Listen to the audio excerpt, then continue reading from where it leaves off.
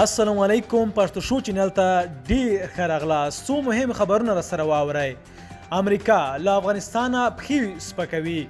امریکا دې لټه کې ده چې څنګه ژر له افغانستانه ووځي. دوی خپل نوم او نړیوال ضمانت ته هم ګوري.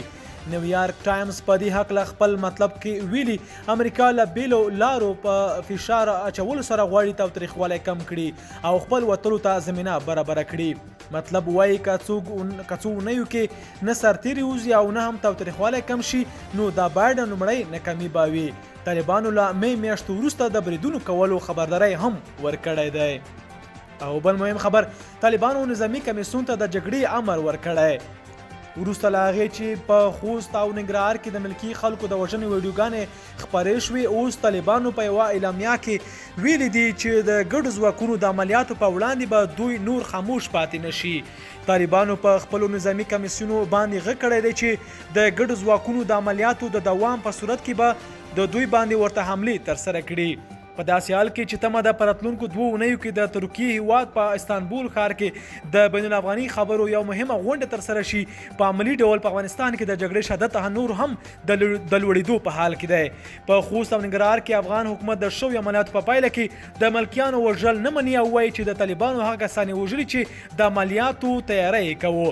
د سولې خبرې یوه داسې پړاو ته رسیږي چې که افغانان وغواړي او یا هم نه نو بیا به هم د خبرې یوه پایله ورکوي، ځکه بهرني هیوادونه په ځانګړي ډول امریکا غواړي نور د صفحه وتړي. که چیرې افغانان په خپلو کې سره نه جوړیږي بدون د شک امریکا په دوی باندې خپله طرحه مني.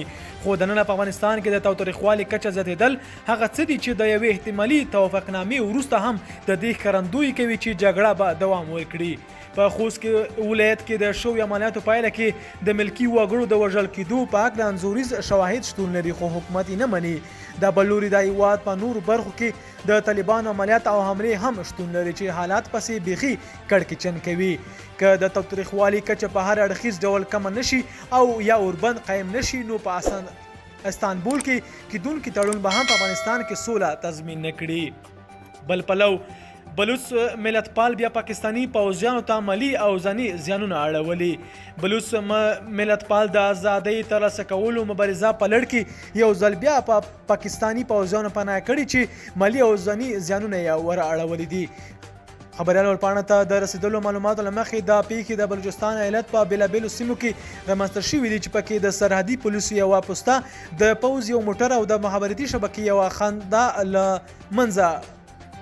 له منځه وړل شوي او ځینې زیانونه یې هم اړولي دي. د سرحدي پولیسو پر پوسته برید په خاران کې شوی او هلته بیا په مارک سیمه کې ورسوالو د پوځ یو موټر په بم اچولی دی چې په دواړو پیښو کې 6 عسکر له منځه وړل شوي او 6 نور هم ژوبل شوي دي. د دې ترڅنګ د بلوچستان د کیچ په دشت سیمه کې وسلوالو په د پاکستان د زوم مخابراتي شبکې یوې خادي ته بمونه ایښي او په بل مخ یې اړولي دي.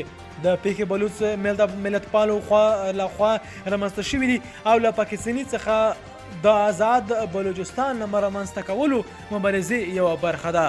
که غواړئ مهم وروستي دقیق خبرونه واورئ پښتو شو چینل در سبسکرایب او یا ویډیو لایک او شیر کړئ. ډیره مننه.